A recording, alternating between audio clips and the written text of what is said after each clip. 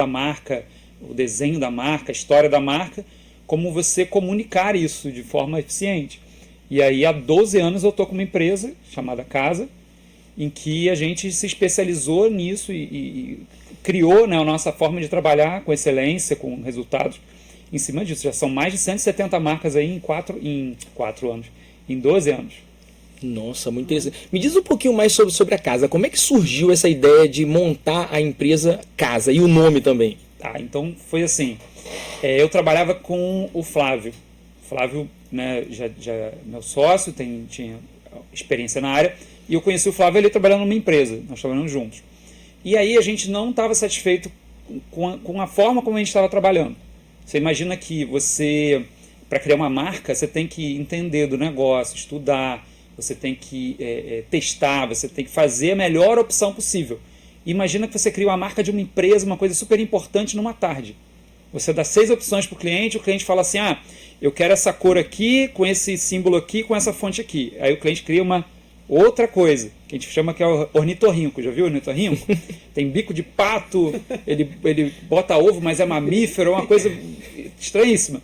E o cliente faz aquilo ali porque ele não tem especialização para dizer qual que é o melhor para a marca deles, né? Ele vai tentar ajustar ali, vai sair uma outra coisa. E a gente falava assim, não, marca não é isso. Então a gente, quando decidiu criar uma empresa, pela insatisfação, né, do local que a gente estava trabalhando e de como a gente estava trabalhando, a gente falou, a gente vai fazer diferente. E assim a gente fez, a gente já teve projeto de marca que durou 3 meses. Imagina o cliente apostar que você vai fazer a marca dele, mas ele tem que esperar 3 meses para ver um projeto. E aí quando ele vê um projeto desse de 3 meses, a experiência que a gente tem, os mais longos, são que o cliente fica apaixonado e fala assim, olha, é isso, tem um vídeo de cliente falando, vocês leram a minha mente. Legal. E esse cliente a gente não entrevistou o cliente. Entrevistou pessoas da empresa dele, responsáveis, né, por tocar uma empresa gigante, de 1.500 funcionários. E como é que a gente leu a cabeça desse cara? Não, a gente estudou o mercado, a gente já trabalhava para essa marca, e a gente refez, até apresentar para ele uma opção de marca. Já tive cliente, né, não chegou a ser cliente, que falou assim, não, se não apresentar mais uma opção, eu não fecho. E a gente falou, não, a gente trabalha assim, que é o que dá certo. É o que a gente criou de experiência. E aí a gente vê que, né, só tem 2 tipos de cliente. Aquele que acredita no seu trabalho, confia, e que te dá força para fazer o trabalho, e aquele que duvida de você, acha que sabe mais que você, acha que você não é capaz de entregar aquilo que está na cabeça dele. Né? Sendo que o que está na cabeça não está no papel, então tem uma distância muito grande. Caramba, muito legal. Uma coisa que você falou que é interessante, a gente que presta consultoria, a gente vê muito isso. O cliente chega para você e ele fala assim, cara, minha dor é essa, é isso que eu preciso.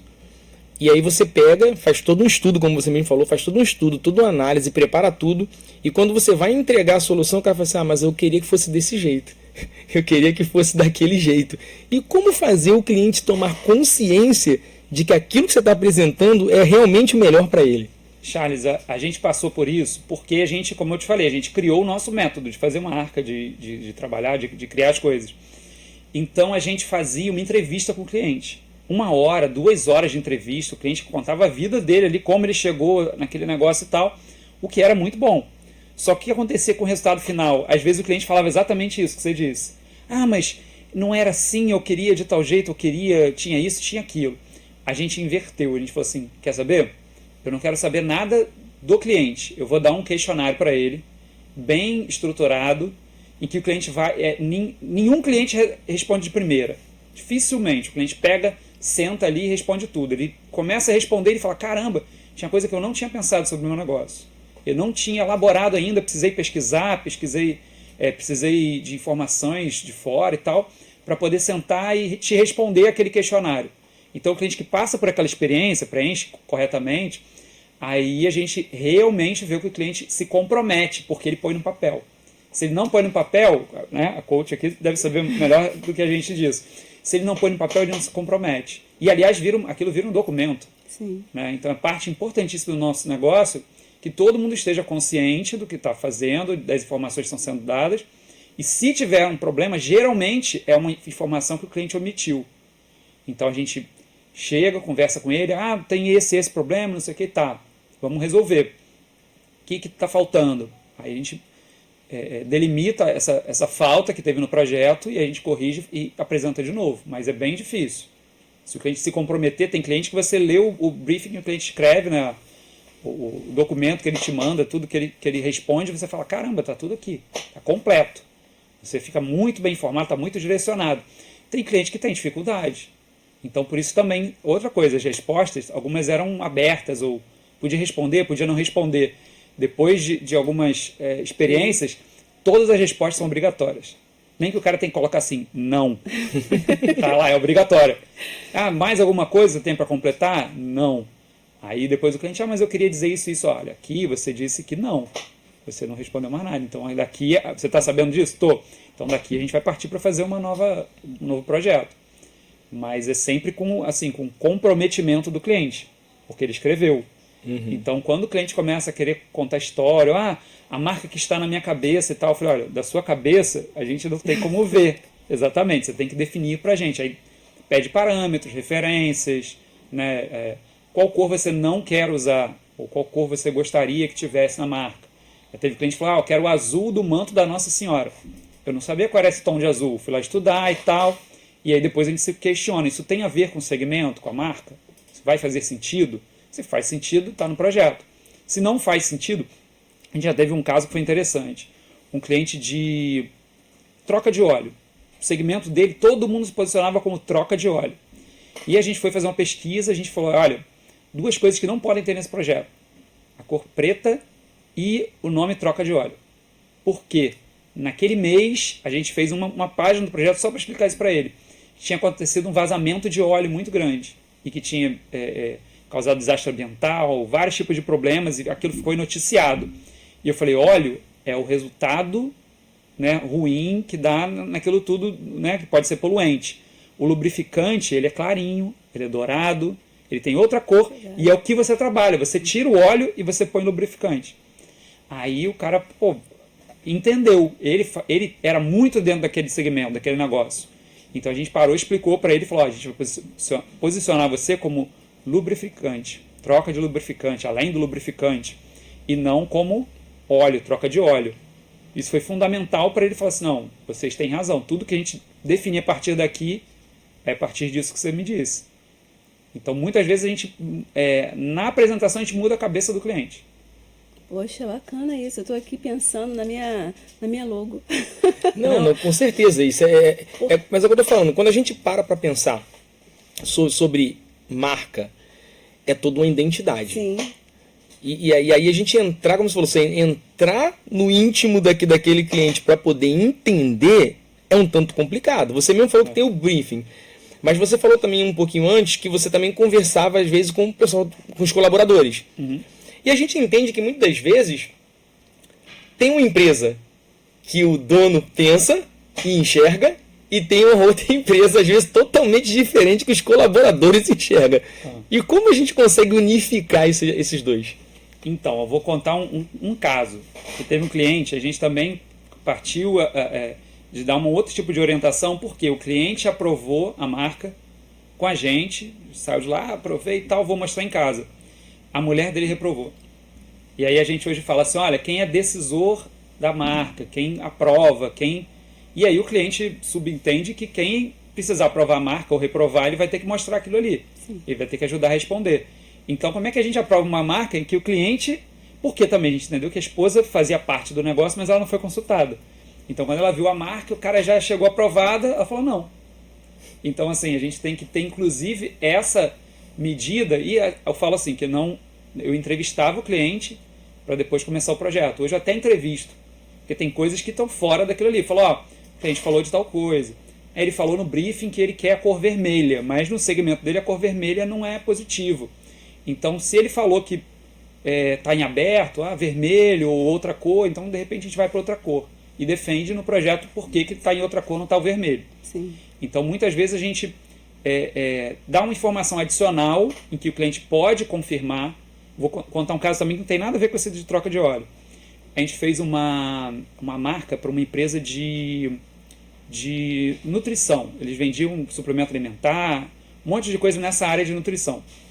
E esse segmento estava, na época, cheio de empresas que era só para quem malhava muito, músculo, hipertrofia, aquilo tudo. E aí a gente viu que aquela loja que eles iam abrir era na Tijuca. E aí me acendeu uma luz, minha avó morava na Tijuca, sempre morou na Tijuca. E aí eu falei, peraí, vamos fazer uma pesquisa. A Tijuca era o terceiro bairro do Brasil em número de idosos. O primeiro era Copacabana, um outro era no Nordeste, não lembro qual, e o terceiro era Tijuca. De base desse dado, eu mostrei para ele que onde eles estavam, perto da Praça Sans Penha ali e tal, era uma das maiores reuniões do Brasil de pessoas idosas. E ele vinha com uma marca que tinha um cara musculoso, era mais ou menos aquele que ele queria. Então primeiro eu aprovei isso, falei, ó, a informação que você tem é uma, mas onde você vai abrir a loja a informação é outra. Topa, vamos fazer uma marca mais aberta para todo mundo que queira, né, se valer de produtos de nutrição, de suplementação, vamos. E aí a gente fez o projeto. Legal, tem todo um estudo. Não, verdade, e mais, o projeto foi tão além que eles aprovaram o nome, a marca, tudo, a identidade, adoraram, fizeram a primeira loja, não, eram 2 lojas, não sei se chegou até uma terceira, e depois fecharam, sabe por quê? Eles foram para o ramo de, ao invés de vender o produto, eles foram distribuir, como distribuidora. Então, assim, aquilo ali deu uma visão ampla para eles de que ter loja era um passo, mas que tinha um negócio melhor do que aquele, que era fazer a distribuição. E aí eles passaram para um outro ramo, né? Outro ponto Outro nível, da né? cadeia, a partir das experiências as experiências que eles estavam tendo. Então, assim, tem marca que a gente cria que dura pouco tempo. Tem marca que a gente cria que está aí até hoje. Né? 12 anos, tem muita marca que a gente fez naquele primeiro ano que ainda está por aí. Sim. Carlos, como funciona a questão das cores dentro da marca? Ela funciona de acordo com o segmento da pessoa, aquilo que ela quer comunicar? Ou, tipo, eu peço para você fazer uma marca para mim, criar a minha marca, mas eu falo, eu quero a cor X. Não abro mão disso. Tem como funcionar dessa forma? A Leandra tá gostando muito desse negócio de cor, tá? Depois ela falou comigo o negócio de cor o dia inteiro. Não, eu vou te falar que é importante. Vou te dizer que é complexo, é misto, tá? Porque além da cor, tem um tom de cor. Sim. Vermelho, por exemplo, é uma cor muito difícil de se utilizar, mas tem tons de vermelho que são um pouco mais seguros. A gente usa muito laranja, que é um vermelho um pouco mais seguro. O vermelho grita. Então, para certos tipos de segmento, a gente evita. O preto a gente às vezes não usa muito nas marcas. Preto usa cinza 80%, cinza 70%, quando usa. Porque é uma cor fechada, dependendo do que for fazer impresso e tudo, ela pesa muito. Então, às vezes, as pessoas têm algumas coisas que a gente fala, olha, a gente não gosta de utilizar, ou a gente não utiliza por isso, isso e isso. E aí as pessoas decidem. Em alguns segmentos a gente fala, não, tem que usar. Entendi. Mas com alguns cuidados. O tom do vermelho não é tão gritante, o tom do preto não é tão fechado, e aí a gente vai equilibrando, e não é só cor, é combinação de cor. E a comunicação também, né? Também. Tem tudo a ver. Você pode estar num segmento em que todo mundo usa azul, mas você quer usar uma cor mais para frente. O Santander usa vermelho num segmento que todo mundo usa azul, preto, cores mais sóbrias. E aí vem o Nubank usando roxo, que não é à toa, vem o Inter usando a laranja, e aí vem todo mundo gritando, porque nós somos novidade. Aquele original usando verde, né? Nem sei, cara. Tem cada um usa uma cor às vezes mais berrante que a outra, porque eles são a novidade. Eles são o digital, que é o novo, e o outro ficou velho. Então até isso você tem que imaginar. O Itaú era preto. Itaú quer dizer pedra preta.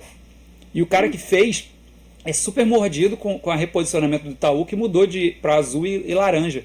Mas com azul e laranja ele chegou primeiro o banco do particular, né? Do particular? Privado do país, com a cor laranja e azul. Legal, gente. Tá vendo, Charles? Por isso falando que é um tema que é muito amplo, a gente vai aprendendo cada vez mais. Verdade. Uma pergunta que você não respondeu, que eu também tô curiosa, o Charles fez, você ainda não respondeu, sobre o nome Casa. Ah, tá. Eu fiquei muito curiosa para saber. Então, a gente não tinha, eu vou te dizer que a gente não tinha grande experiência de criar nomes.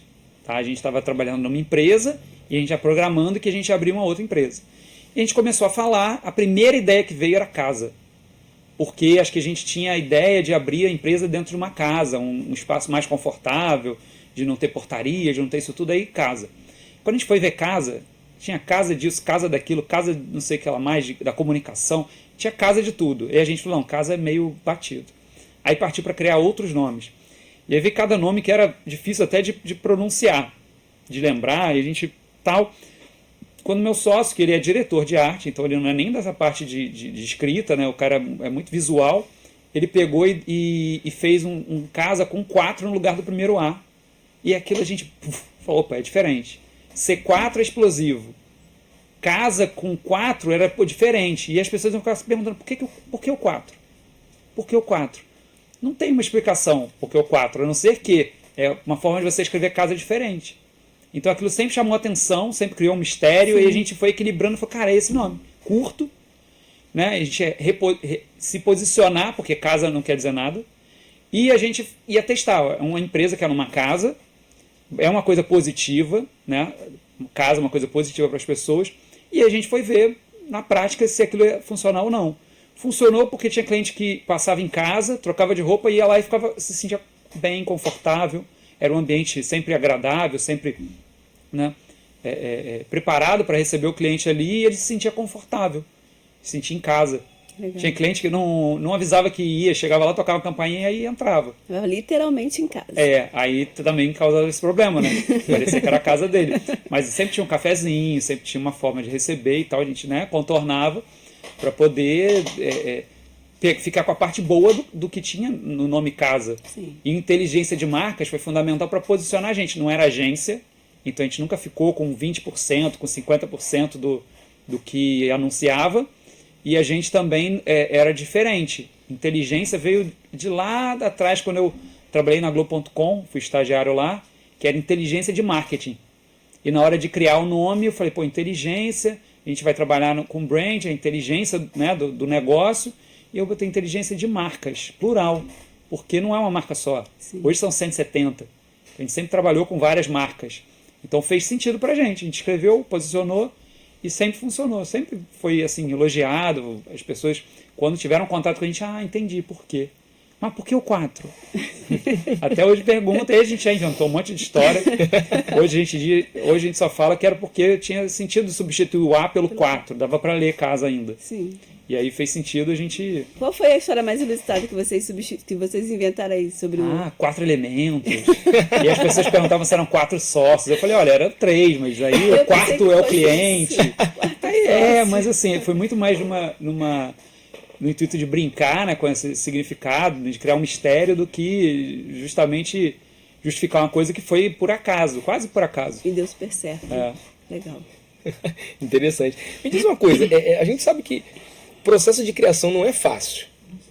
Além de muita pesquisa, além de muito bate-papo, tem a questão da inovação e da criatividade, né? E como é que vocês, com a sua equipe, como é que vocês chegam a um consenso? Tipo assim, não, vai ser isso, é isso que a gente vai apresentar. Porque a gente tem as diferenças de opinião, né? Um às vezes está levando para um lado, outro está levando para o outro. Como é que vocês conseguem ter essa homogeneidade?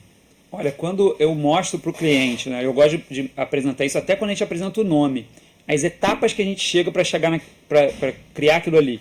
Porque tem cliente que acha que é muito fácil. Desenha aí, rabisca um negócio assim, que vocês fizeram de tal forma, mas quanto mais simples é a marca, mais difícil é criar a simplicidade.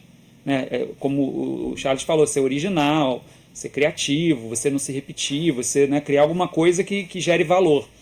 Então a gente costuma, né, no caso de nome, a gente cria muitos nomes, às vezes mais de 60, para poder passar por filtros. Um deles é o INPI, que é onde registra, né, os nomes, e aí cai um monte de nomes, dependendo do segmento, então é dificílimo criar um nome original que possa ser registrado. E depois a gente seleciona, no caso dos nomes, até uns 5 nomes. No caso de marca, uma só. E a gente faz, o pau que a gente não quer quebrar com o cliente, a gente quebra internamente, que a gente coloca lá, imprime ela em preto, porque se não funcionar com uma cor, não vai funcionar com várias cores, colorido. E a gente imprime com uma cor e a gente critica. A gente fala, eu estou vendo tal coisa. E na empresa eu sempre fui o cara que via mais coisa ruim na marca, porque era o cara que não podia desenhar. Então, se tivesse que criticar, o cara ia defender, não, mas eu fiz por isso, fiz por aquilo. Aí eu dava sugestão. E muitas vezes a minha sugestão, que não é que eu seja leigo, mas eu sou o cara que não vai desenhar, não sabe desenhar, não sabe fazer porque não estudou para isso, não tem aptidão. E aí eu falava assim, e se fizesse tal coisa? Eu criticava o que eles não tinham visto. E muitas vezes essa sugestão meio de quem não sabe fazer... Instintiva, né? Eu sempre me coloco no lado do cliente. Ou do cliente desse cliente. O que é... Tem um cliente que falou uma coisa muito importante, assim, muito interessante, que eu carreguei. Que ele falou assim, se você me disser que a minha marca tem que ser rosa com bolinha verde, ela vai ser rosa com bolinha verde. Que ele falou assim, eu gosto de salmão, mas o salmão que eu gosto, ele não come salmão, ele come minhoca, ele come isca. Então eu tenho que dar a isca, né, o que o meu cliente quer, para ele poder virar meu cliente, para ele ser absorvido pela minha empresa. Então se você me mostrar, e um estudo e tudo, que dizer que isso aqui é mais eficiente, mais importante, eu vou fazer. E aí a responsabilidade é nossa. Muita. Então quando o cliente joga na nossa mão é mais fácil. E a gente não precisa convencer tanto ele disso. Quando o cliente é mais reticente, a gente vai dando argumento para ele, vai mostrando. A gente já apresentou muito assim, a sua concorrência faz isso, isso e isso. E você vai fazer isso aqui para se igualar à concorrência e isso aqui para se diferenciar. Então o cliente vai olhar e vai falar, isso aqui é uma empresa, um segmento tal. Mas ela é diferente das outras porque tem isso, isso e isso. Instintivamente ele vai ver aquilo na marca. Ele muitas vezes não vai falar. A gente teve um que a gente tem inclusive vídeo no YouTube falando sobre isso, que é uma marca chamada Cofril. Ela é a Sadia lá do Espírito Santo.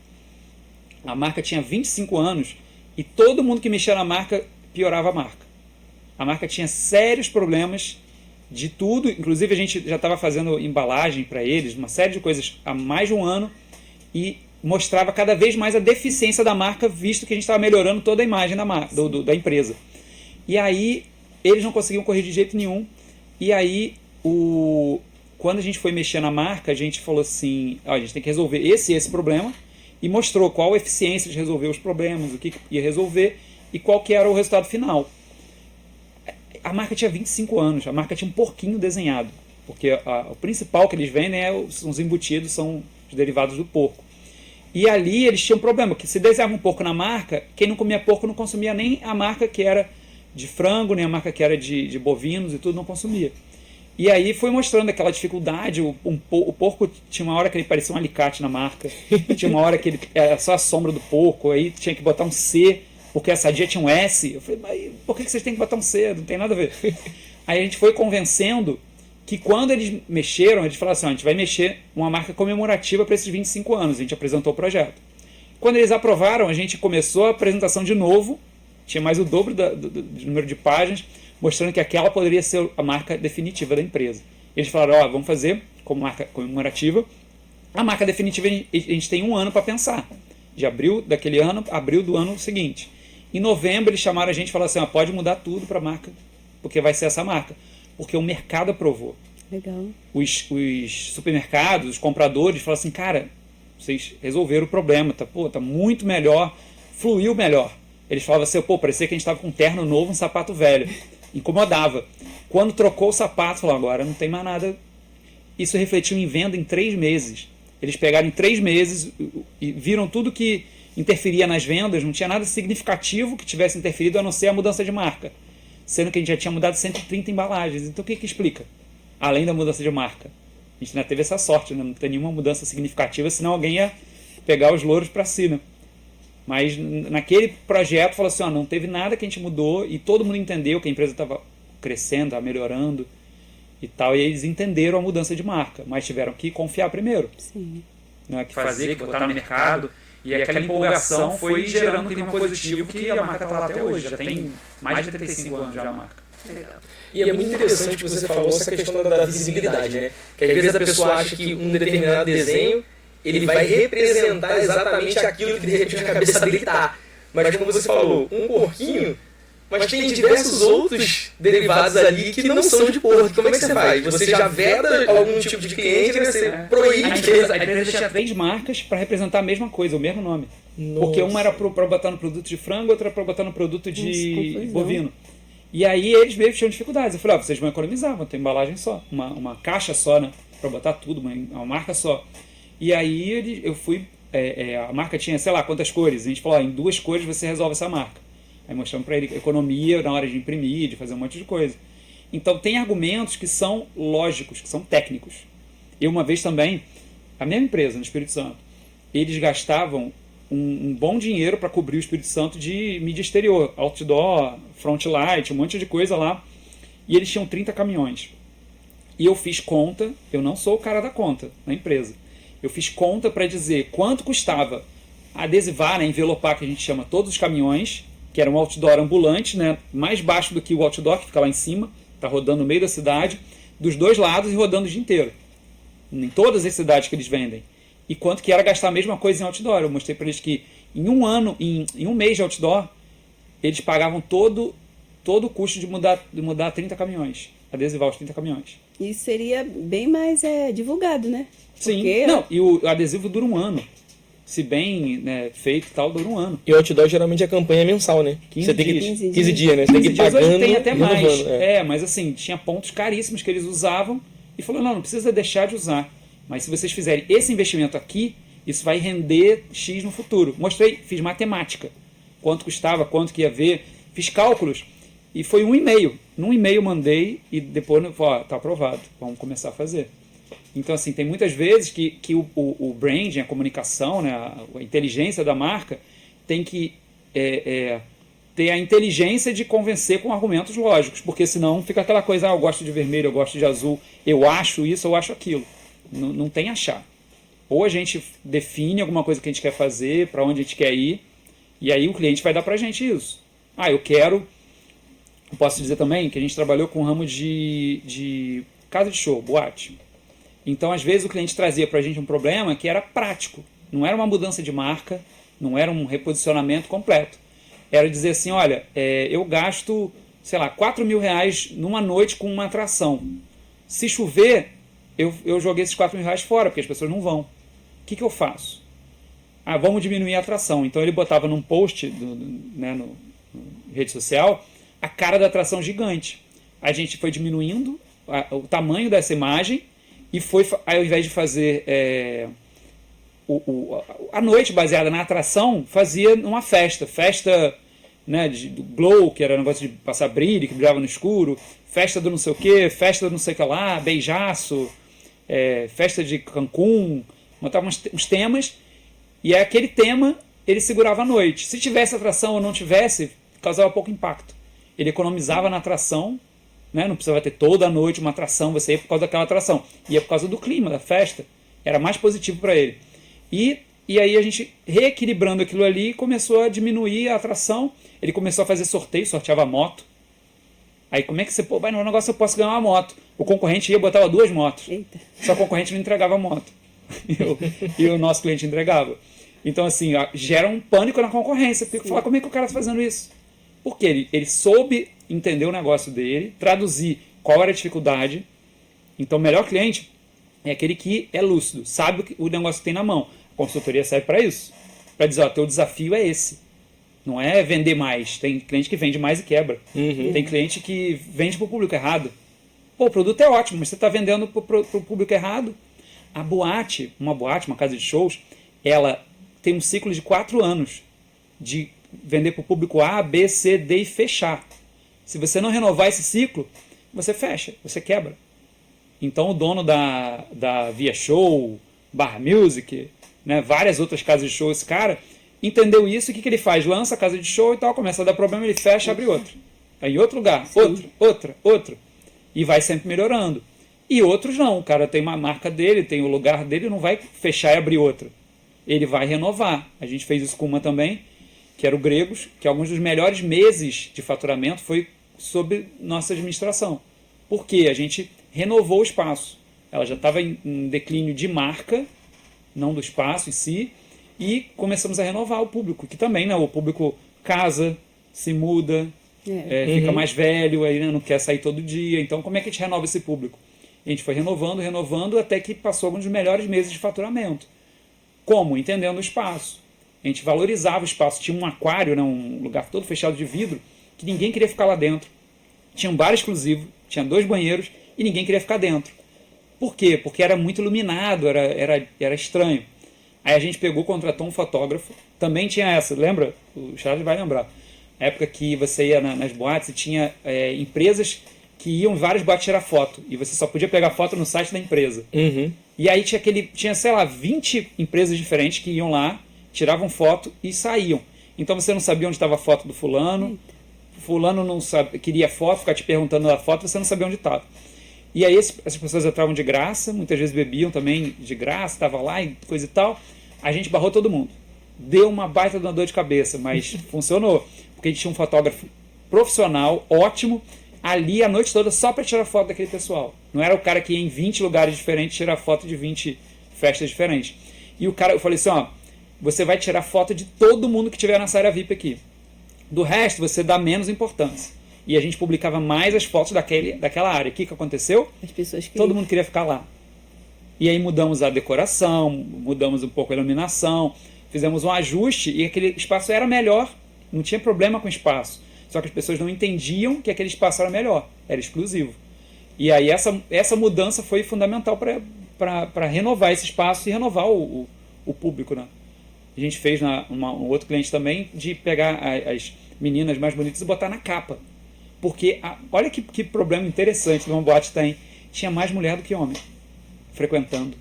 E geralmente ao contrário, né? O lugar era ruim quando tem muito homem e pouca mulher que gera um conflito natural. A gente tinha o contrário, a gente tinha uma coisa positiva. Então era só divulgar isso. Mas como é que você divulga isso sem ser machista, sexista? Você valoriza a mulher que está frequentando a casa. Então a gente pegava, a pessoa falava assim, foi capa. Era capa na época só tinha Facebook, era a capa do álbum do Facebook. A gente botava quem a gente achava mais bonita, quem se destacou, estava mais bem vestido. A gente destacava. E aí ficavam brigando para ver quem era a capa, quem ia botar na capa. Aí botava as primeiras fotos, quem a gente achava destacado. E depois as outras fotos. Tinha mais de 100 fotos. E aí todo mundo queria ficar na capa. E aí gerava aquela disputa, as pessoas se arrumando melhor, as pessoas procurando fotógrafo e tirando foto, enquanto muita gente pedia, tira minha foto daí, que eu não posso ser visto, que eu, né? Ainda sempre tem isso, né? O golpe tá aí. A gente invertia a mão das coisas, entendeu? Então a gente conseguia, com comunicação, com entendendo o produto, mexer nesses pequenos parâmetros assim e no dia a dia isso funcionar, isso refletir em lucro. E tem muito empresário achando que é só fazer um desenhozinho e colocar o nome. Pois é. E tá pronto. E achando empresário que faz post, empresário que grava, que aprende a editar vídeo. Empresário que faz sua própria logo. É isso aí. Não, pior, te entrega logo em Word. Então o cara assim não sabe o que tem, como faz e tá perdido, tá muitas vezes mal orientado. E é todo um estudo, né, que tem por trás disso até ser lançado para causar uma comunicação. É tudo muito maior do que as pessoas pensam. Sim. Só que infelizmente, como eu falo, a falta de informação faz a pessoa às vezes ficar na velha rodinha do hamster, né? Rodando ali um atrás do outro sem saber o que fazer. João, vamos para o nosso intervalo?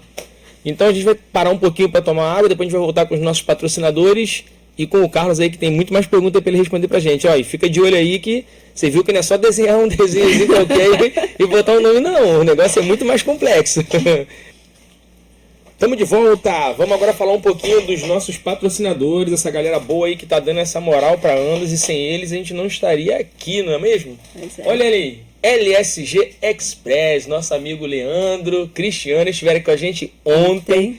Foi um papo muito legal. Convidamos eles para voltarem porque tem muita história para contar ainda. Muita. Depois ali no camarim a gente ficou trocando aquela ideia e tem muita história boa para contar. Se você precisa entregar o seu produto com qualidade, com cuidado, respeito que o cliente merece, chama aí a LSG Express, que com certeza ela vai atender todas as suas necessidades com muita qualidade. E responsabilidade acima de tudo, né? Com certeza. Isso aí, Eliana. Pacto multibenefício. Gente, como o Charles fala, já pensou andar no Rio de Janeiro sem proteção veicular? É muito complicado, né? Então, a Pacto está aí para proteger o seu veículo. Tem muitos benefícios dentro da Pacto. Para você ainda que não tem o seu veículo protegido, vem para Pactos. Com certeza. A Pacto teve aí o presidente, né? O Paulo teve na quarta-feira com a gente. Uma honra receber o Paulo aqui, pessoa boníssima, super empática, muito bom. Show de bola. Tamo junto, Pacto. Ariana Santos, a maior new designer da Baixada Fluminense.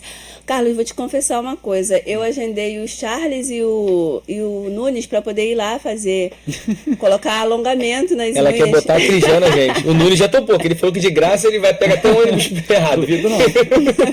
Então, a melhor new designer da Baixada Fluminense. Ela tá vindo com um workshop aí, bem bacana, para as meninas meninos também, né, que estão aí procurando um empreendimento para poder começar a empreender. Só procurar a Ariana. Vai na rede social dela, Ariana Santos, é o @ lá do Instagram, e lá você vai ficar por dentro de tudo que vai rolar aí dentro desse workshop. E é interessante, Carlos, que da mesma forma que o seu trabalho, né, a questão de arte, de criatividade, às vezes quando a gente pensa em unha, né, a gente acha que é só botar um negocinho, fazer um desenhozinho. Rapaz, você vê os vídeos dessa menina, é um artista. Ela faz umas coisas e fala assim, como é que ela consegue fazer isso? O segmento cresceu muito, né? Cresceu demais. Sim. E ela é top demais. E ela é especialista em várias coisas. Ela vai vir aqui, vai contar um pouquinho da história dela. Muito estudo também. É o que o Charles falou. Acha que é só lá passar cola, colar a unha em cima. Mas não, é muito estudo. E vale muito a pena conhecer a história e também fazer o curso com ela, né? Com certeza. Olha ela aí. Ana Paula Penco, Jornada Técnica. Tá chegando. Tá chegando, dia 2 de outubro. Vai ser lá no Premier. E olha que coisa legal. Quem falar que ouviu aqui na Andas vai ter 20% de desconto. 20% de desconto. Tem muita gente que às vezes quer empreender, quer iniciar um novo processo de ganhos, só que não sabe nem para onde, nem como fazer. E ela vai estar falando muito sobre a área da beleza, sobre a área da estética, ensinando muita coisa e abrindo muitas oportunidades de negócio nessa jornada técnica. Então você não pode perder, ó. Ana Paula Penco, ela é fera. Exatamente. Vamos lá então? Olha aí, ó. Olha quem tá aí, ó. A nossa nova patrocinadora, Estácio, Unidade de Queimados. Rafael esteve aqui também, Rafael, né? Participou. Rafael e Thales participaram aqui do podcast. Foi bem bacana. Gente, vocês não sabem o que está perdendo se ainda não conheceram a Unidade de Queimados. A unidade está de portas abertas, né, Thales? Né, Charles? Isso. Confundo os nomes, né? Mas não, tá tudo em casa. Tá muita convivência com nomes, tá meio complicado. É engraçado, o Carlos, que a Estácio tem uma porção de coisas gratuitas. Isso. E a maioria da população não sabe. É assistência jurídica, tem a questão de computadores que a população pode também estar utilizando, e tem diversos outros programas que as pessoas podem utilizar e elas, infelizmente, ainda não conhecem. Por isso que a gente está convidando o pessoal para poder dar um pulo lá e conhecer a Unidade de Queimados. Sim, tem um espaço lá para você aprender a formular seu currículo. Aí, ó, que top. Para a galera aí que está atrás de serviço e oportunidade e não sabe elaborar o currículo, vai lá na Estácio que eles vão te auxiliar a fazer isso. Com certeza. Beleza? Faltou ninguém não? Então vamos lá. Mais perguntas então para o nosso amigo Carlos aí. Carlos, vamos lá. Uma pergunta aqui. Se você tivesse que citar um dos seus maiores desafios nesses 12 anos de casa como empreendedor, o que você falaria? Rapaz, é tanto desafio, né, cara? Ser empreendedor no Brasil não é para qualquer um, não. Tem que ter muita, né, paciência, resiliência. Sei lá, acho que o desafio burocrático acho que é o pior que a gente tem, né? De abertura de empresa, legalização, de estar levantando, né, documentação, de lidar com contador, advogado. Eu acho que é o mais desafiador. Mas assim, trazendo para o nosso negócio, eu acho que é lidar com o ser humano. Porque o que a gente está falando aqui de benefícios, de estudo, de você fazer uma questão técnica, né, de emocionar através da marca, da imagem, né, reposicionar uma empresa. A gente está falando também muitas vezes de convencer o ser humano, né? Eu tenho é engraçado, vou falar de uma coisa que muitos não falariam. A gente tomou um processo uma vez, né, de uma cliente, e depois eu entendi porque essa cliente pediu para mudar a marca dela, para fazer um projeto e tal, uma nutricionista, e ela estava se separando. Eu não sabia, depois eu fiquei sabendo, ela citou uma vez, e a gente fez a marca uma vez, apresentou, ela falou que não era nada daquilo, que ela tinha acabado de fazer um curso, que não era isso aqui, que ela ia fazer isso, fazer aquilo. Está bom, pegou as referências, foi fazer a marca de novo. Quando a gente está estudando para poder apresentar de novo, ela já veio com mais um monte de referência. Ela mudou tudo. Começou a mudar, mandar um monte de coisa, e falei, não vai dar certo. Aí apresentamos a marca uma segunda vez. Quando a gente apresentou essa segunda vez, ela não gostou, falou que não era aquilo, citou uma outra coisa qualquer e queria o dinheiro de volta. E assim, quando a gente trabalha com serviço, a gente já entregou, a gente já fez, já produziu. Você pode fazer de novo, mas você não pode pegar aquele tempo que você gastou e utilizar de novo para outro cliente, não tem como. E aí a gente falou que não ia fazer, a cliente nem sequer discutiu como ia devolver alguma parte ou o que ia fazer, e processou a gente. E aí o processo processou a primeira vez, tirou o processo, aí processou em outro município, tirou de novo, eu acho que no final nem entrou pela outra vez, e assim, a gente já estava com advogado, com tudo, falando assim, olha, dificilmente ela vai ganhar pelo que ela está argumentando, que não tem pé nem cabeça. Mas eu entendi pelo lado humano, que eu estou te falando do desafio, é que ela não estava preparada para mudar de marca, para aprovar uma marca, porque ela estava em mudança, ela estava mudando a cabeça, mudando, né? Então, assim, muitas vezes o ser humano lida com empresa, lida com isso tudo que a gente lida com. Ser empresário não é fácil no Brasil, mas a gente tem um lado humano que a gente não pode tirar da equação. Então, por isso que a gente ouve, consulta, a gente leva em consideração, tenta entender o lado da pessoa, mas ao mesmo tempo fazer uma coisa que vai funcionar como marca, como apresentação da empresa dele.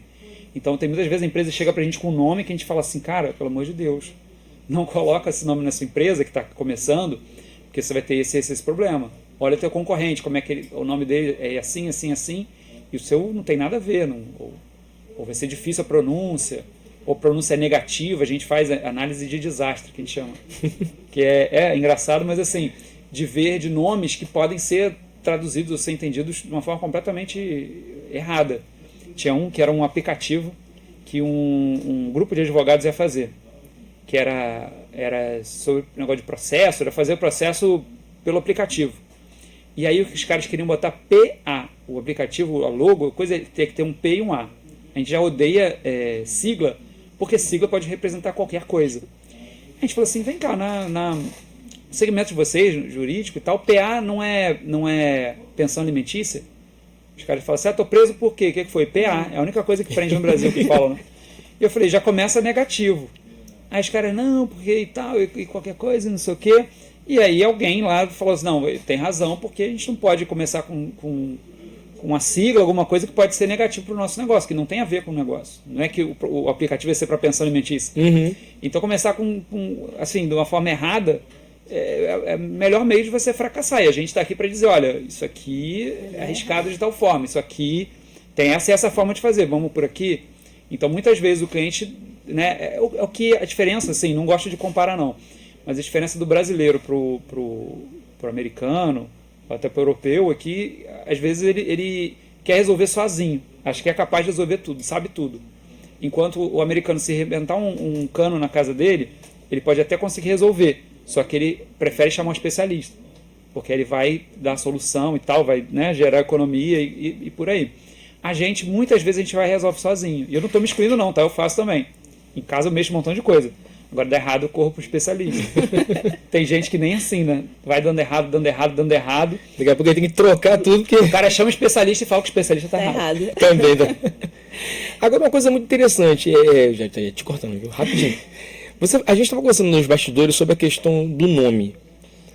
Como é que acontece, por exemplo, um cliente que ele já tem uma marca, ele já usa essa marca, e ele chega para você com essa marca querendo ou mudar a roupagem dela somente, ou dar uma cara nova para ela, mas ele quer muito aquele nome, e aí você descobre que aquele nome ele já é utilizado, e às vezes o cara nem sabe. Como é que é essa negociação com ele para ele entender que aquele nome não pode ser usado, que ele tem que mudar também o nome? Era essa a minha pergunta, tá? Era? Sério. Tô lendo o seu pensamento, tá vendo? Que a gente pincelou isso aqui no intervalo. Assim, é difícil, tá? A melhor coisa é quando o cliente chega pra gente sabendo que ele não pode ficar com aquele nome. Ou porque recebeu uma notificação extrajudicial, que é assim que começa o processo para né, alguém tá copiando o seu nome. Ou o cliente chega que alguém recomendou ele e fala assim, olha, esse nome tem problema, eu tentei registrar e não ia conseguir, alguém te recomendou conversar com você. Então a gente sempre trabalha, como eu falei, de especialista. A gente tem uma empresa que é parceira, que é especialista em registro de marca, de nome. Então essa empresa vai dizer pra gente, quem a gente consulta quando vai criar um nome, e quem a gente indica depois que a gente cria o nome, cria uma marca. Fala, registra com esse pessoal aqui antes de divulgar. Porque quer ver como a empresa é irresponsável, vamos colocar assim, quando cria uma marca e assim que aprova ela divulga, porque ela não está registrada. Então assim, se alguém, né, tem uma marca e tal, e a pessoa saiu divulgando, botando em portfólio, botando em rede social, isso é um risco muito grande. Porque eu já vi, esse cliente do Espírito Santo mesmo, a gente fez um desenho exclusivo para a marca dele. E aí foi registrar, foi fazer tudo e tal. Estava em processo de registro, mas já tinha dado entrada, estava tudo certo. E alguém copiou aquele formato da marca dele, do símbolo. E aí a gente conseguiu comprovar, e aí através de uma notificação extrajudicial, que você fala com o advogado manda um processo lá, uma carta notificando, aquilo vale como prova também. E aí a marca, eles foram lá e tiraram a marca. Falaram, não, a gente vai corrigir. Então até isso tem quando você tem propriedade de uma marca. Você cria uma marca exclusiva, você registra tudo direitinho. Mas e se você não tivesse dado entrada ainda, como é que ficaria isso? Você vai ter que provar que você criou primeiro. Eles aceitam a prova digital? Não. Quem deu a entrada primeiro no NPI vai ter a preferência. Eita, então ainda tem esse risco ainda, né? Não, eu vou contar pra você uma história de uma marca que todo mundo conhece, a Reserva. Uhum. Sabe, Reserva Roupa? Luciano Huck, na época, acho que era investidor da marca e tal. Quando eles foram descobrir para registrar e coisa e tal, alguma coisa, a marca já estava indo, muito grande. Eles descobriram que tinha uma empresa no Rio Grande do Sul, que era que fazia roupas, mas um outro departamento, empresa pequena e familiar e antiga, que tinha a marca Reserva registrada. E aí eles tentaram fazer um monte de coisa, comprar a marca, eles falaram, a gente não vende. E aí foram toda aquela coisa para depois eles conseguiram diluir a marca. Quer dizer que o nome Reserva não é só daquele coisa, fez um acordo lá e fez. Outra marca que você deve conhecer, Arte Pão. Uhum. A gente trabalhava com o cara que estava trabalhando no registro da Arte Pão. E aí o cara virou para ele e para o dono da Arte Pão falou assim, olha, você vai perder sua marca. Mas por quê? Porque tem uma empresa em São Paulo, que se chama Arte Pão também, que entrou com uma objeção contra o seu registro de marca e o teu advogado não defendeu. No prazo, você vai perder o prazo. Aí o cara tirou da mão daquele advogado, botou na mão do outra pessoa, e o cara foi, registrou e entrou em acordo com a empresa de São Paulo para quê? Essa Arte Pão daqui do Rio não vai para São Paulo e a de São Paulo não vem para cá. Então tá tudo certo. Deixou regional, né? E aí o cara registrou, não entrou com oposição e fez um acordo e tá tudo certo. Então, assim, com conhecimento, dá para fazer muita coisa. Sem conhecimento, você vai tomar um processo, pode tomar um processo por plágio, por série de coisas e ter que trocar a marca. Sim. Há pouco tempo também saiu, porque eu vi há pouco tempo, né? No noticiário sobre a marca do Didi, Renato Aragão. Ele não pode usar, né, o nome Didi como marca, porque já tem uma pessoa que registrou. É uma marca, parece que a China que registrou, mas também eu não vi o caso a fundo. Você pode registrar uma marca num segmento e não registrar no outro. Você pode ser Didi para... Mas era nome. Não, o nome. Você pode registrar aquele nome, aquela marca. Vou te dar um exemplo. Batom. Você pode registrar a marca Batom? Para cosmético, ninguém tem um registro de batom. Porque toda empresa tem batom isso, batom aquilo. Ninguém tem todo mundo pode registrar uma marca chamada Batom, mas ninguém é dono dela exclusivamente. Para chocolate, né, para produto alimentício, só a Garoto tem o registro do batom. Então, para cada segmento é uma coisa. Então, tem segmento que não é o mesmo do outro. Então, tem que avaliar, inclusive... Aí, fala assim, minha marca tem registro. Tá, mas você atua num segmento tal, mas pode ser que você atue num segmento tal também. Restaurante. Tem registro para restaurante e registro para entrega, serviço de entrega. Então, se teu restaurante trabalha com entrega e eu crio um restaurante lá que só entrega, que não é um restaurante físico, eu posso criar com o mesmo nome do seu. E se você não tiver registro correto, você não é dono daquele nome, exclusivamente. Legal. Bem interessante. Cara, deixa eu te fazer uma pergunta. Se você tivesse que escolher um cliente que você fala assim, eu queria pegar esse cliente aqui para poder fazer uma mudança na marca dele, para poder dar um up na marca dele, esse é o meu cliente dos sonhos. Qual seria? Cara, eu tenho esse cliente, eu já conversei com ele. Tu acredita? Eu não fechei. É uma marca que, se eu não me engano, vai fazer 100 anos. Se não tem 100 anos, tem quase, que é a Lidador. É uma empresa de distribuição, vende bebida importada, vende coisa importada e tal. É uma marca que tem uma história interessantíssima, já está com o neto, já é a terceira geração da família, e teve uma questão lá de briga familiar, de quem era o dono da marca, e teve mais de uma lidadora aí durante um tempo, e agora está no nome de uma pessoa só. E essa marca, ela está passando por um processo, eu conversei com o dono, que o cliente dela está envelhecendo. Ele registrou lá, sei lá, um cliente que foi na loja dele com menos de 40 anos, num mês. Então você imagina que é uma marca antiga, que aquilo ali é um valor, mas que não está se renovando, não está comunicando com o público mais novo. E aí eu falei, olha, eu tenho uma solução, a gente pode criar uma coisa para criar uma comunicação aqui dentro que você vai conversar com os dois públicos. Você vai cativar esse público mais novo, que você não tem, e continuar com o público mais velho, que é o que mantém a empresa. E aí, porque eu conheço essa marca desde criança, e eu não consegui fechar com o dono. E porque ele começou a questionar e tal, é uma marca tradicional, então ele tem essa questão de segurança, apego, né? de que vai mexer na minha marca, Sim. vai mexer na comunicação. Então ele tem lá o mesmo tipo de sacola até hoje, as cores e tal, aquilo Mas tudo. você falou pra ele que a comunicação não está comunicando?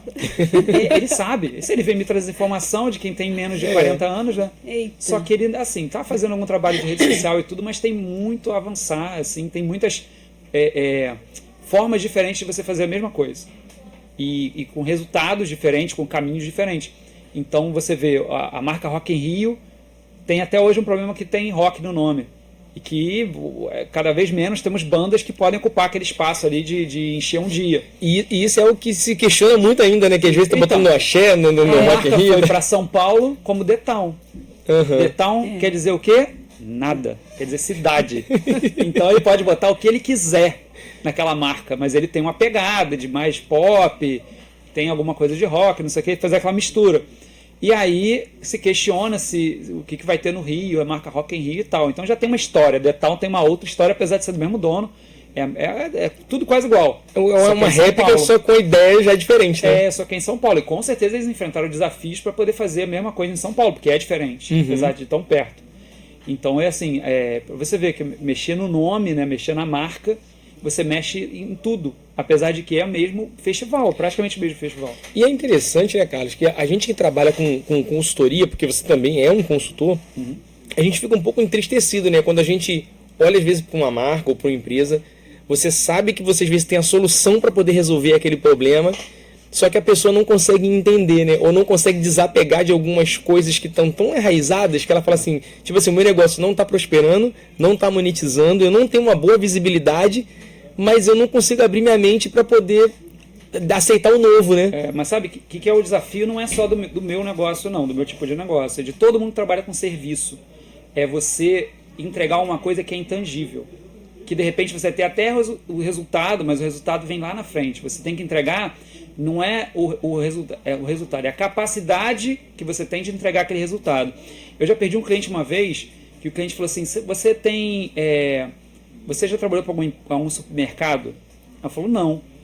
Aí ele fechou com uma agência que falou assim, porque eles são especialistas em supermercado. E eu falei assim, peraí, mas não tem tanto supermercado aqui no Rio, ou né, a nível Brasil, tantas marcas de supermercado. Como é que tem uma agência que é especialista? Ou ele trabalha para o concorrente, o que é um pouquinho problemático em alguns casos, ou o cara mostrou um portfólio em que ele trabalhou para alguém. E depois disso eu até trabalhei com supermercado e tudo, e tem cliente que não adianta você andar 1 centímetro para a esquerda ou para a direita. Se você não trabalhou com alguém que ele possa olhar e falar, é isso que eu preciso, ele não vai identificar. Então, eu trabalhei com restaurante, tá, mas restaurante vegano? Não, nunca trabalhei. Mas, pô, já trabalhei com um monte de restaurante, não, mas vegano você nunca trabalhou. E ele não consegue enxergar que a expertise que você tem para fazer. A gente já trabalhou com boate, DJ, igreja, com motel, com você imaginar. Para todos os gostos, né? Nos anos 70 a gente trabalhou com um monte. Aí, assim, não é uma coisa específica de eu vou entender aquele segmento a nível de eu poder trabalhar com ele. Mas não a nível de eu saber mais do que o cliente, ou tanto quanto o cliente. Mas eu vou saber, vou dialogar. E o cliente acha que tem alguma coisa especialista. Vejo, inclusive, em alguns segmentos, o que assim, a gente nunca trabalhou ao mesmo tempo porque a gente não acha ético se trabalhar com concorrentes diretos. Então, algumas empresas trabalham com concorrente direto porque a pessoa, essa empresa é especializada nesse segmento. E acaba que o segmento tem uma limitação. Sim. Então, sei lá, eu trabalho com proteção veicular. Então, se você trabalhar com 2 empresas de proteção veicular, você está sabendo o que uma faz, o que a outra faz, você vai dar um trabalho melhor para uma do que para outra. Se você não trabalhar ao mesmo tempo, não tem problema nenhum. A gente já trabalhou com uma boate, e a gente deixou de trabalhar para essa boate, e tinha um cliente que tinha uma outra boate. A gente pegou essa expertise que a gente criou e levou para outro cliente. E não é problema nenhum, a gente continua conversando com o cliente da primeira. Mas o trabalhar ao mesmo tempo, ou você consulta o teu cliente, ou você não trabalha. porque senão vai dar um problema lá na frente. Pode dar um problema lá na frente. Vou dizendo que dá. Mas eu acho que dá para, dependendo do profissional, do nível de profissional, por exemplo, um profissional como você, por mais que você pegue 2 do mesmo segmento, você tem a ética e aquela questão do seu íntimo de querer entregar o melhor. Então não tem jeito, você vai pesquisar e vai fazer sempre o melhor, tanto para um quanto para outro. Ao mesmo tempo, e o meu funcionário, ele vai escolher um lado, ele vai conseguir botar o melhor dele em 2 marcas ao mesmo tempo daquele segmento? Eu acho que depende muito da gestão. Grandes empresas, por que eu digo isso? Que grandes empresas, quando atendem 2 contas diferentes, eles criam 2 times diferentes para atender aquelas contas. Que aí estamos falando de agências a nível mundial. E geralmente, se você trabalha com a Coca, você não trabalha com a Pepsi.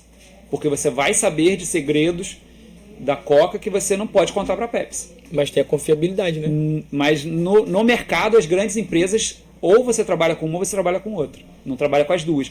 E a gente vai diminuindo, né, vai chegando no mercado menor, e as pessoas começam a fazer, começam a criar, a trabalhar com isso, o que, assim, não é impossível, tá? Ou não estou dizendo que não é ético quem faça isso, mas tem problemas éticos em se trabalhar com 2 empresas ao mesmo tempo. Tem que ser do mesmo segmento, do mesmo território, entendeu? Tem que ser muito bem estruturado e com um time muito coeso. Compete, e um vai ficar com ciúme, não adianta. Porque, por exemplo, a Andas, ela trabalha especialista em proteção veicular, e a gente trabalha às vezes com 3, 4, 5 associações ao mesmo tempo, e às vezes no mesmo território. Mas cada uma é levada de um modo diferente. Por quê? Porque até tem a questão dos donos, o que o dono quer para ela, o que ele pensa para ela, para a marca dele. E a gente vê que, por exemplo, são regulamentos diferentes, são planos diferentes, preços diferentes. Mas por quê? Porque também tem a questão do eu dono, entendeu? Do dono da empresa, ele tem o seu jeito de trabalhar, o seu jeito de tocar, como ele quer levar, entendeu? Se isso é comunicado, se isso é posto, né? Não, o que você falou também, de preço diferente, às vezes é outro mercado. Você tem a Copenhagen e a Cacau Show.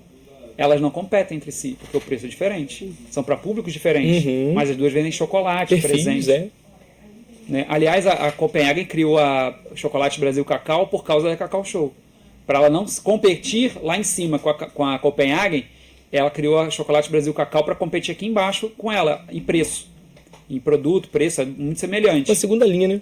É. E a gente vê que as grandes marcas fazem isso, o refrigerante faz isso à torta direita.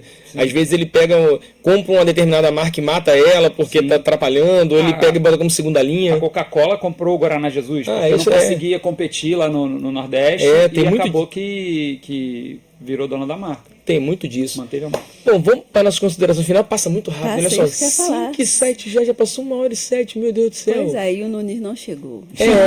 Porque deixamos o cantinho dele ali cativo ali, ele não veio. Leandra, suas considerações finais. Minhas considerações finais, vamos lá. Carlos, posso fazer uma última pergunta? Pode.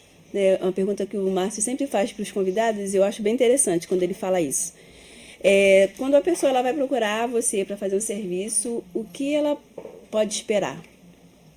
Olha, pode esperar um serviço técnico, alguma coisa pensada, imaginada, exclusiva, porque a gente acredita nisso. A gente sempre faz as coisas, a gente não é o mais rápido, a gente não é o mais barato, mas com certeza a gente é dos que eu conheço os mais atenciosos, de pegar, fazer, de uma coisa específica que vá funcionar para o seu negócio. Então ela vai ter atenção. Atenção, né, aos detalhes, ao projeto em si.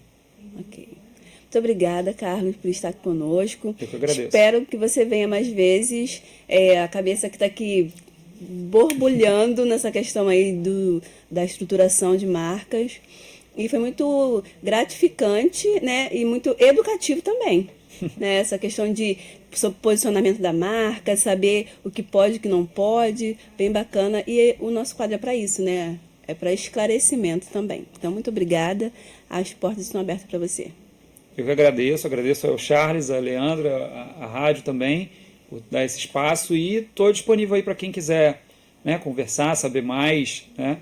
Eu estou disponível aí para todo mundo. Show. Carlos, muito obrigado pela sua paciência com a gente, muitas perguntas, né? E ainda tem muito mais, por isso que a gente vai convidar com certeza você para vir outras vezes.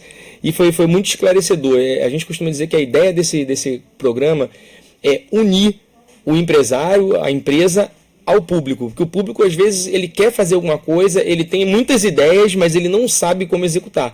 E de acordo com o decorrer do programa, eu fui só imaginando, né? Lembrando de várias marcas que eu vejo por aí, que eu falo assim, Jesus, aquilo ali tá certo, não pode, aquilo ali não deve. E cada marca, ela carrega uma história. Por que aquela marca, por que aquilo ali? Você tem que ter muito respeito. Hoje em dia eu nem faço comparação. Antigamente a gente comparava, né, a marca anterior com a nova, né, com a dos concorrentes. A gente não compara porque a gente tem que ter respeito Teve uma pela história, também, por quem fez a marca. Sim. Então, de repente, a pessoa fez o melhor que ela podia. Mas ela não se adapta mais ou nunca se adaptou àquilo ali. E a gente tem que ter respeito por isso. Sim, legal. Show. Então, para você, meu ouvinte aí que está precisando criar uma marca ou dar um up na sua marca, pode procurar o Carlos aí da casa. Com certeza você vai ter um trabalho aí de excelente qualidade e que vai dar um upgrade nas suas vendas, no seu comércio, na sua empresa. Essa galera que sabe do que faz. Pessoal, muito obrigado. E João, tá contigo aí. Obrigadão.